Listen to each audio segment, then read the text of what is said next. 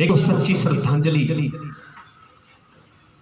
मैं अपनी पत्नी को बुलाना चाहूंगा कि अगर वो हो तो मेरे साथ आ जाएं। मेरी आंखें, मेरा हृदय और मेरा साथ देने वाली हर पहल में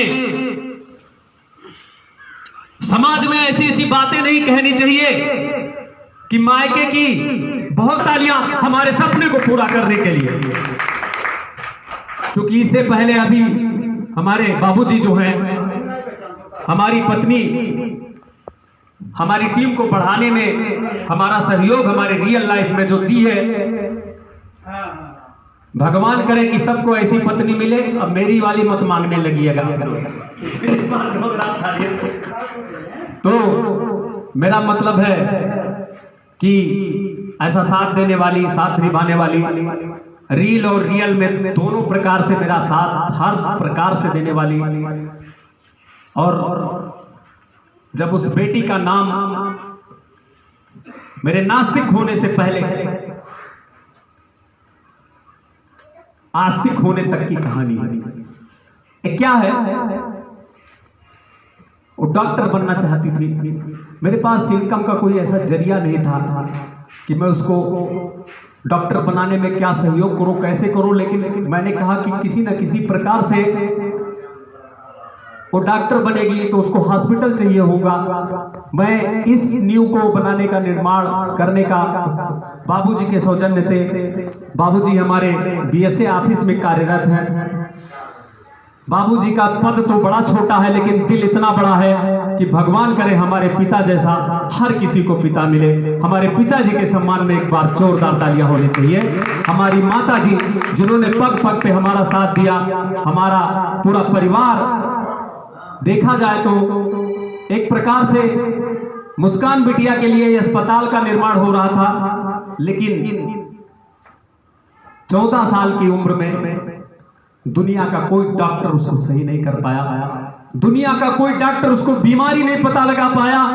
तो मुझे लगा नाड़ी देख करके वो मर्ज बताने वाले लोग कहां गए आज, जो नाड़ी देख करके मर्ज को बता दिया करते थे।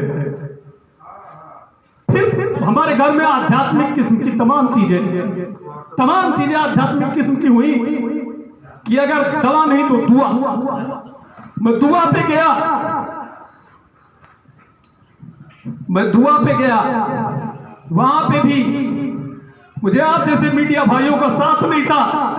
बेटी का लाश लिए मुझे किसी सही आदमी की जरूरत नहीं थी।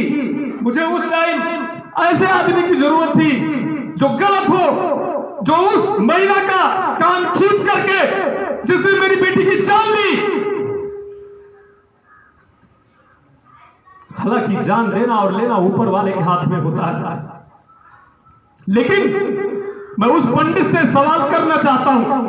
ये मेरी मुस्कान 1 to 1000 जो टेलीफिल्म है, ये उसी का प्रतीक बनेगी। ये किस चैनल पे आएगा, कब आएगा और कैसे आएगा मुझे नहीं पता। कौन सी बाइट मुझे मिलेगी मुझे ये भी नहीं पता। लेकिन ये जो 1 to 1000 टेलीफिल्म जो बनाने का निर्णय हमने लिया है, बेटी के उस पे हमने लिया है, बेटी की जीवन शैली पे लिया है। हमारी बेटी 18-19 भाषाएं जानने वाली 14 वर्ष की उम्र में, और उस टाइम उसने दवा बंद कराते हुए बहुत सारी चीजें आडंबर। महाराजगंज की एक महिला हुआ करती है, आज भी हुआ करती है कि नहीं।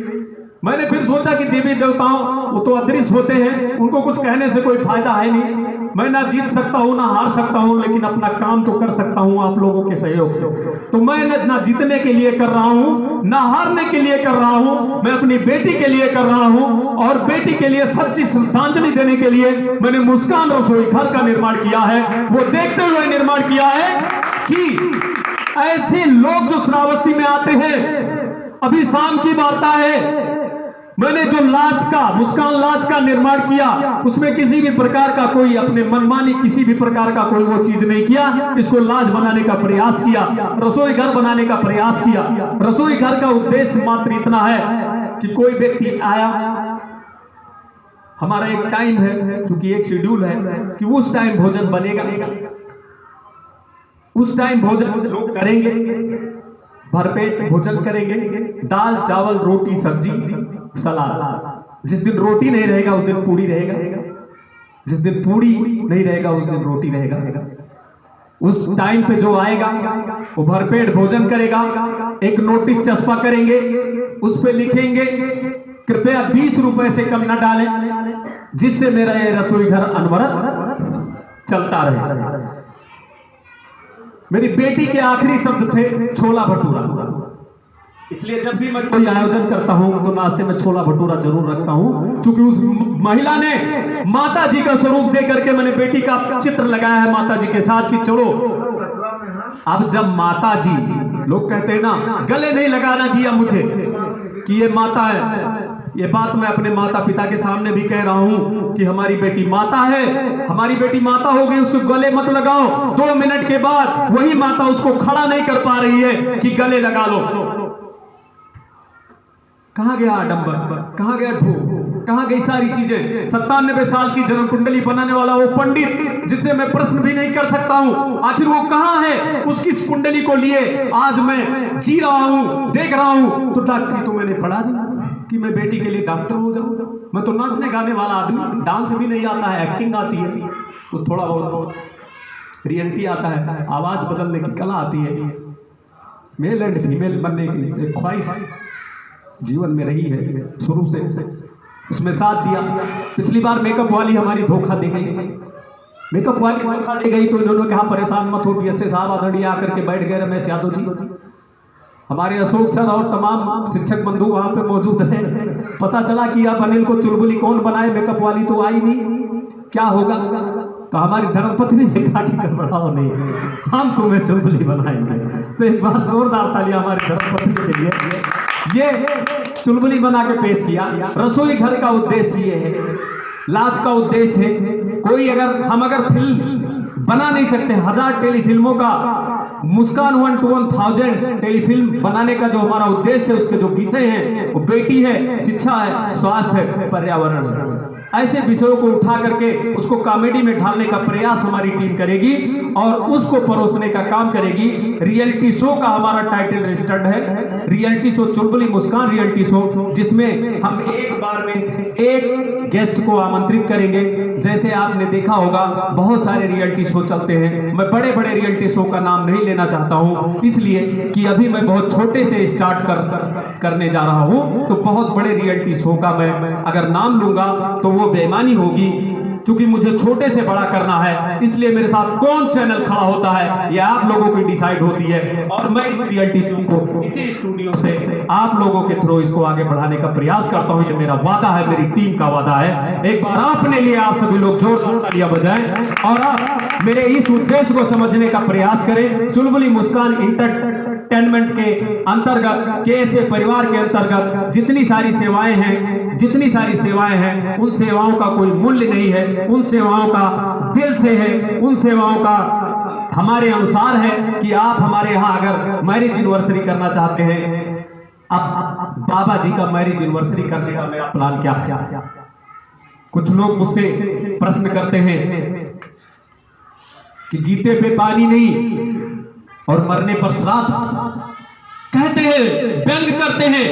एक दादी है, बाबा को मेरे दादी है, आप लोग चाहे तो दादी से पूछ सकते हैं कि बाबा का व्यवहार मेरे लिए कैसा था, ये दादी बताएंगे। बाबा का आशीर्वाद मेरे साथ कैसा था, दादी बताएंगे। दादी का आशीर्वाद, मैंने कहा कि चलो ठीक है, ये नहीं सही, वो नहीं सही, अस्पताल नहीं बना, मैं क्या करता हूं, दुनिया के सबसे महत्वपूर्ण कपल मेरी लाइफ में बाबा और दादी हैं, जिनके नाम से वंशज है। तो मैं आपकी मैरिज एनिवर्सरी से इसका मैं आगाज करता हूं रियलिटी शो का। ये मेरे दिमाग में आया, लेकिन भगवान ने मुझसे वो भी छीन लिया। दादी को अकेला छोड़ दिया। बाबा की हमारी जो पुण्यतिथि है 31/10/2020 है, 31/10/2020। अब मैंने बाबा के नाम पे क्या सोचा कि करूंगा, फिर भी परीक्षाएं कितनी भी हो करूंगा, फिर भी मैंने बाबा के नाम पे कहा कि मुस्कान बेटी के नाम पर कोई बेटी अगर 1 साल की होती है तो उसका कोई पैकेज नहीं है, कोई चार्ज नहीं है, उसका बर्थडे हम अपनी टीम के साथ रियलिटी शो के रूप में मनाएंगे।